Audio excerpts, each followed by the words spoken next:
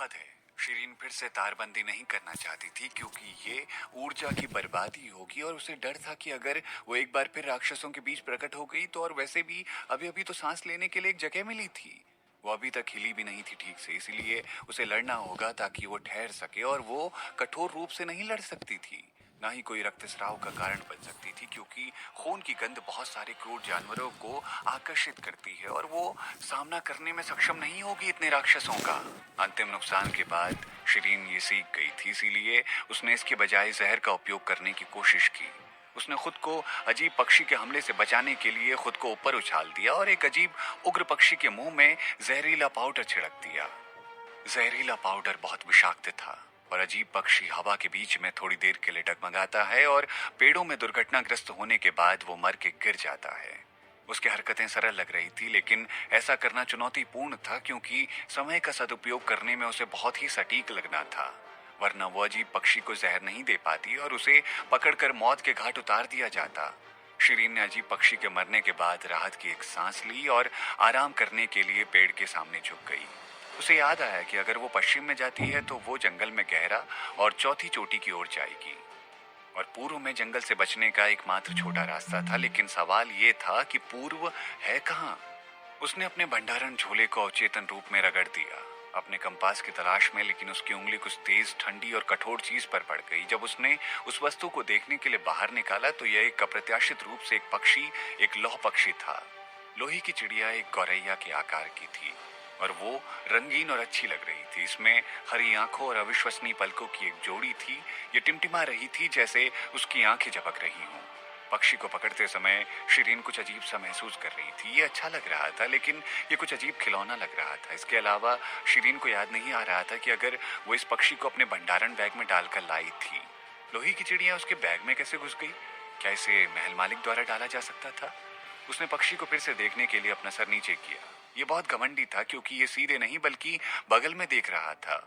शिरीन ने पक्षी को चारों ओर घुमा दिया। वो पता लगाना चाहती थी क्या ये एक गुप्त तंत्र है या एक निर्देश भी है जो बाहर निकल जाएगा, लेकिन पक्षी की आंखों के अलावा जो अद्वितीय था कुछ और नहीं था।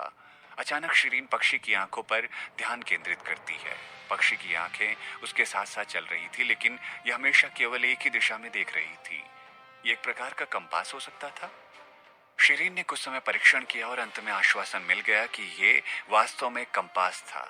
इसकी निगाह एक निश्चित स्थान पर देख रही थी। अप्रत्याशित रूप से उसका कंपास यहाँ काम नहीं कर रहा था, लेकिन पक्षी की आंखें थी। सवाल था कि उसकी आंखें किस दिशा में देख रही हैं। शिरीन ने पक्षी का फिर से अध्ययन किया जैसे कि वो गुप्त तंत्र में प्रवीण हो। उसने थोड़ी देर बाद उसकी चाल का पता लगा लिया। फिर उसने उसके मुंह के हिस्से को झाड़ दिया। उस पक्षी ने अपना मुंह खोला और गाया, कैलाश चोटी वो जगह है जहां मैं जाना चाहता हूँ। कैलाश चोटी के पुनरुत्थान की जगह आग थी और जैसा कि दक्षिण हमेशा आग का प्रतिनिधित्व करता है, वाक्य का मतलब था कि लोहे की चिड़िया दक्षिण की ओर देख रही थी। हाँ, यही होना चाहिए इसका मतलब। इसी बीच उसे कुछ खतरा महसूस हुआ क्योंकि वो अचानक पीछे मुड़ गई और उसने देखा कि एक खूनी लाल पट्टी उसकी ओर बढ़ रही है। इससे पहले कि वो ध्यान देने में सक्षम हो पाती, उसने अपनी तलवार को उड़ा दिया था और खूनी लाल पट्टी के माध्यम से झूल गई थी, जबकि तलवार एक अस्पष्ट हरी रोशनी फैला रही थी। धीमी आवाज के साथ खून की बारिश की तरह छींटे गिर गए। दूर से एक अजीब सी आवाज आई और ये कान छिदवाने और चौंकाने वाली आवाज थी। इसी समय खूनी लाल पट्टी जल्दी से पीछे हट गई। शिरीन ने एक नजर डाली जहां पट्टी पीछे गई तो पता चला कि एक राक्षस था जो 3 फीट दूर कहीं छिपकली की तरह दिखता था। उसके शरीर पर सुरक्षात्मक त्वचा थी, लोहे के 4 पंजे, शरीर का आकार लगभग 5 मीटर लंबा और एक लंबी जीभ थी जो पीछे की ओर लुढ़कने पर रक्त रंजित हो जाती थी। जाहिर है ये उस पर आश्चर्य से हमला करना चाहता था। यदि शिरीन सतर्क नहीं होती तो वो 2 हिस्सों में फाड़ दी जाती और उसकी कमर पर अपनी जीभ से वो मारने वाला था। उसका गधा उसका भोजन बनने वाला था। जैसे ही राक्षस असफल हुआ, वो दर्द से चीख उठा। फिर वो पेड़ से जमीन पर गिर गया।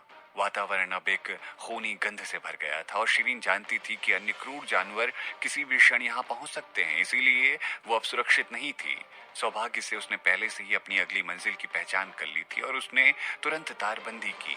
उसके जाने के 30 सेकंड से भी कम समय बाद चारों ओर से अजीब सी आवाजें आ रही थी और 10 से अधिक क्रूर जानवर सभी दिशाओं की झाड़ियों से बाहर आ रहे थे। ये एक दावत थी। उस घायल छिपकली को पूरी तरह से वो खाने वाले थे, यहाँ तक कि उसके कई पंजे अन्य जानवरों द्वारा निगल लिए गए थे। बेशक उन क्रूर जानवरों में भी भोजन पर दावत की कोशिश करते समय एक दूसरे संग मार काट हो रही थी और वो एक दूसरे को फाड़ रहे थे। कुछ तो एक ही प्रजाति के थे। वो शातिर और उन्मुक्त रूप से लड़े कि आसपास के पेड़ कांप रहे थे। थोड़ी देर के बाद जगह खस्ता हाल हो गई, जिसमें हड्डी के अवशेष हर जगह बिखरे हुए थे। एक युवा सुंदर विद्वान अचानक चुपचाप दिखाई दिया। वो ऐसे घूमा जैसे वो किसी चीज की तलाश में हो। एक क्षण में उसे एक कपड़े का टुकड़ा मिला, जिसे उसने सूंघने के लिए अपनी नाक के पास रखा और उसकी भौएं फड़क गई। उस छोटी लड़की ने यहाँ रुककर थोड़ी देर आराम किया है और फिर दक्षिण पश्चिम में चली गई है। वो दिशा थी चौथी चोटी की ओर। क्या वो अनजाने में ऐसा कर रही है या उसे कंपास पक्षी का अर्थ गलत समझ आया था? क्या एक बुद्धिमान छोटी लड़की ऐसी गलती कर सकती है? क्या वो एक बेवकूफ है? जब वो मुड़ने वाला था, एक विशालकाय सांप जो उसके पीछे एक पेड़ के ऊपर जमा था अचानक उसकी ओर खुले मुंह से हमला करता है। उस युवक ने अपना सर तब भी नहीं घुमाया जब उसने प्रकाश की चमक से हमला किया। सांप तुरंत धूल में बदल गया और हवा में फैल गया। शिरीन ने सोचा उसने जो दिशा चुनी थी वो सही थी, क्योंकि वो उस दिशा में तारबंदी करती रही।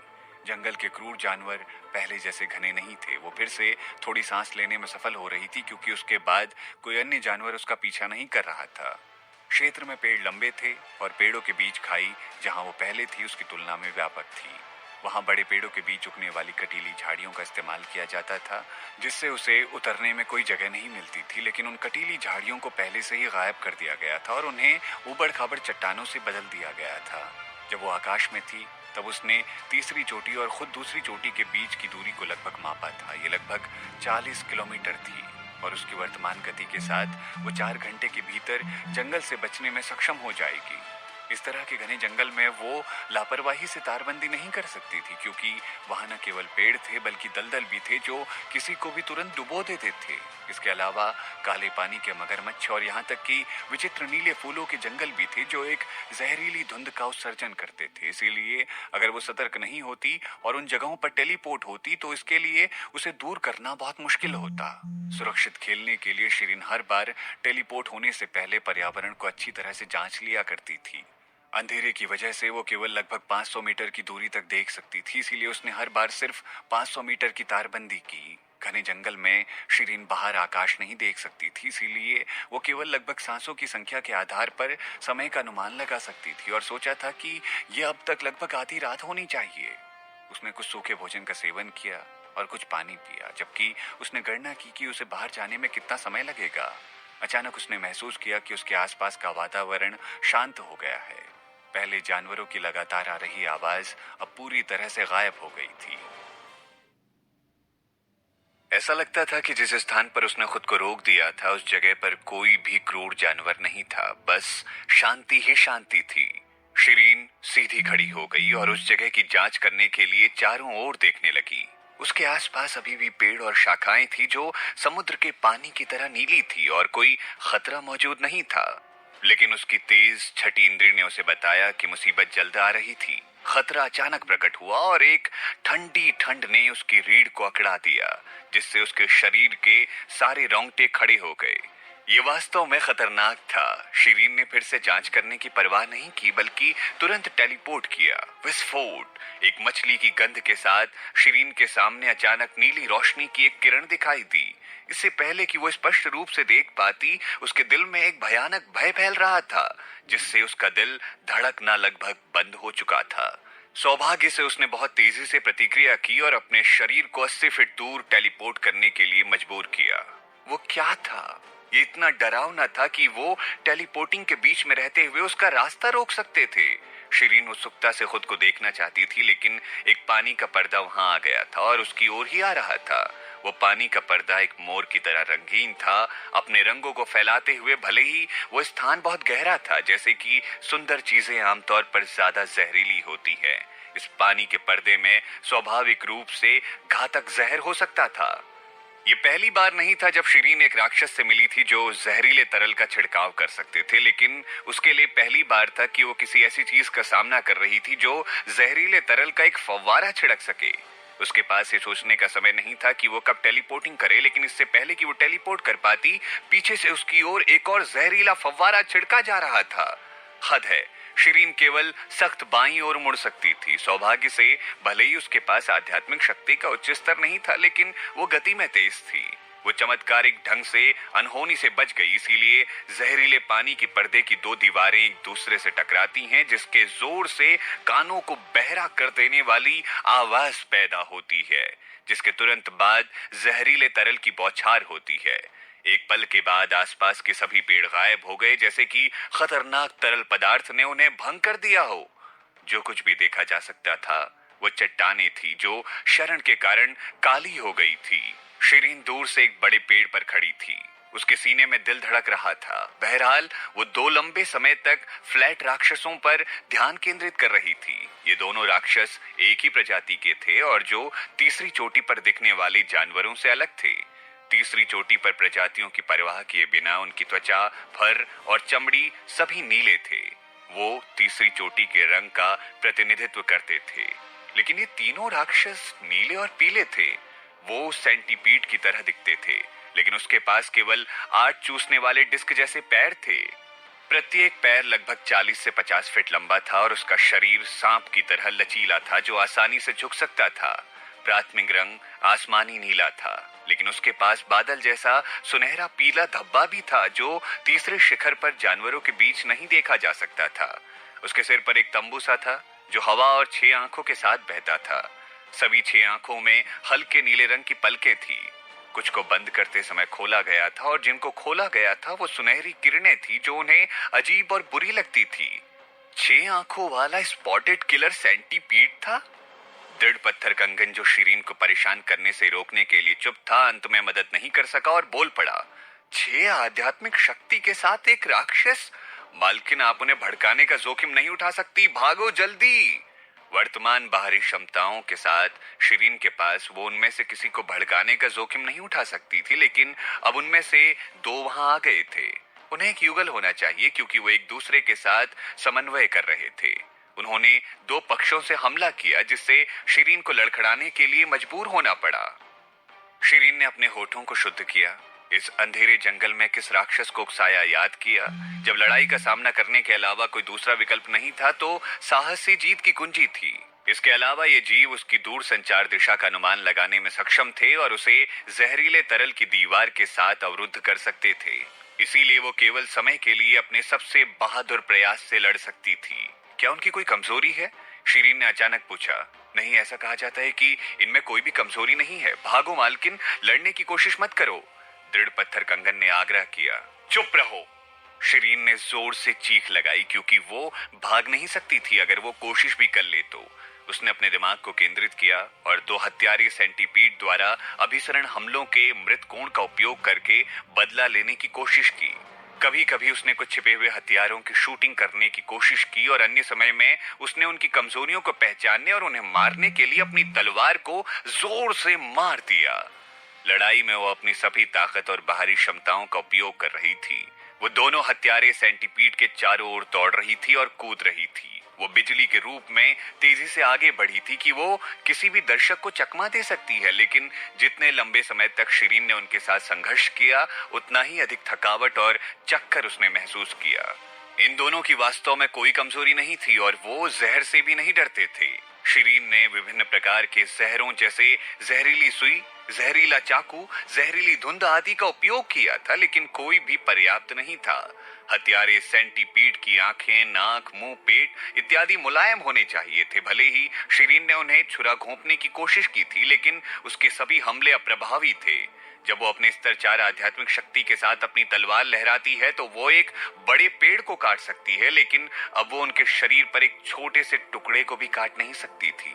वो सब जानती थी कि उनके द्वारा जहरीला तरल घातक था और उन्हें एक दूसरे पर गोली चलाने के लिए अपने तेज शरीर के आंदोलन का उपयोग करना था। उसके प्रयासों के बावजूद वो जहरीले तरल से बेखबर थे क्योंकि वो तब तक सुरक्षित और स्वस्थ थे, जबकि उनके साथी ने उन्हें गोली मार दी थी। शिरीन भाग्यशाली थी कि वो दूर संचार कर सकती थी और अंतिम समय में उनके हमलों से बच सकती थी। अगर उसके पास ये क्षमता नहीं होती तो वो सबसे अधिक संभवतः अभिसारी हमलों के तहत मर जाती। मौत के बहुत करीब थे, जहां वो आसपास के पेड़ों की तरह लहूलुहान हो सकती थी। मालकिन, ये चौथी चोटी और उससे ऊपर के राक्षस होने चाहिए। वो अब तीसरी चोटी पर क्यों है? दृढ़ पत्थर कंगन हैरान था। उसे कैसे पता चलेगा, या शायद ये जीव सीमा पार कर गए? अब उसे अपने जीवन के लिए सख्त संघर्ष करना पड़ा। कोई रास्ता नहीं है कि वो इस तरह से रोकना चाहती थी। वो अब लगभग 2 घंटे से इन दो प्राणियों के साथ लड़ रही थी और बहुत थक गई थी। अगर ये हालत जारी रही तो वो थकावट से मर जाएगी। भले ही उसने इन दो प्राणियों के सभी हमलों को चकमा दिया हो, इसीलिए उसे अपना रास्ता लड़कर बनाना होगा, भले ही उसे कितना भी जोखिम उठाना पड़े। हत्यारे सेंटीपीड को अपनी ओर एक और जहरीला फव्वारा मारते देख शिरीन ने अचानक चकमा दिया, लेकिन पीछे हटने के बजाय उसने खुद को जहरीले स्प्रे की ओर चलाया। उस हत्यारे सेंटीपीड को झटका सा लग रहा था। उसने जल्दी से जहरीले तरल को वापस चूस लिया। इस बीच शिरीन को आखिरकार भागने का मौका मिल गया और उसने उसे ले लिया। उसने अनुमान लगाया कि यद्यपि इन दो हत्यारे सेंटीपीड्स के जहरीले तरल घातक थे और वो नहीं चाहते थे कि जहरीले तरल को सीधे उसके शरीर पर गोली मार दी जाए ताकि उसका भोजन पिघले और गायब ना हो। वो सिर्फ उसे भागने से रोकने की कोशिश कर रहे थे। ये दो प्राणी स्पष्ट रूप से चतुर थे और लड़ाई के दौरान इसे प्रकट भी नहीं कर रहे थे।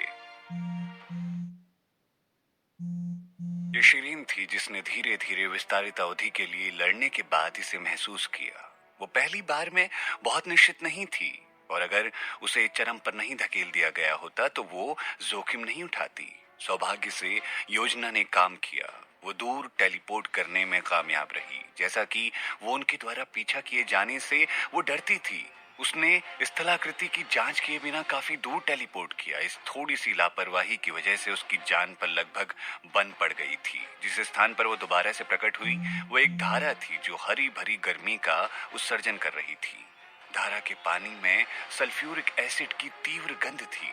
जब शिरीन दिखाई दी वो धारा से लगभग 10 मीटर ऊपर थी, क्योंकि वो नहीं जानती थी कि वो कैसे उड़ सकती है। वो तेज गति से गिर रही थी जब वो आकाश के बीच में दिखाई थी।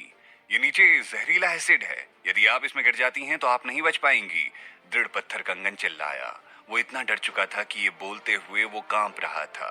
शिरीन के पास अब इससे निपटने का समय नहीं था। ये देखते हुए कि वो गिरने वाली है, उसने चारों ओर देखा और ऐसा लग रहा था कि उसने हवा में एक हरे रंग का पेड़ देखा है। इसके बारे में बहुत अच्छी तरह से सोचने से पहले उसने अपनी कलाई को हिलाया और एक नरम रस्सी उस पेड़ की ओर फेंक दी जो उस पर लद गई थी। क्योंकि वो पानी की सतह के बहुत करीब थी, इसीलिए उसके पैर अब भी अनिवार्य रूप से उसे छूते थे। उसने उसी क्षण अपनी आंखें बंद कर ली और अपने पैरों को एसिड की तरह गंध वाले पानी से नष्ट होने के लिए वो पूरी तरह से तैयार हो गई थी। सौभाग्य से और अप्रत्याशित रूप से उसने लकड़ी के एक टुकड़े पर कदम रखा और इससे पहले कि उसके पैर धारा में डूबे उसने पहले ही खुद को विपरीत किनारे की ओर धकेल दिया। अय्या! दूर से एक रोने और हरे पेड़ के बगल में सुनाई दे रही आवाज थी, क्योंकि वो वास्तव में सामने से किसी से टकरा गई थी। इसी बीच शिरीन को नरम रस्सी पर पकड़ते हुए भी खींच लिया गया। ये भी इसी क्षण था कि शिरीन ने महसूस किया कि वो किसी पेड़ पर नहीं बल्कि हरे रंग के कपड़े पहने एक आदमी पर लटकी थी, क्योंकि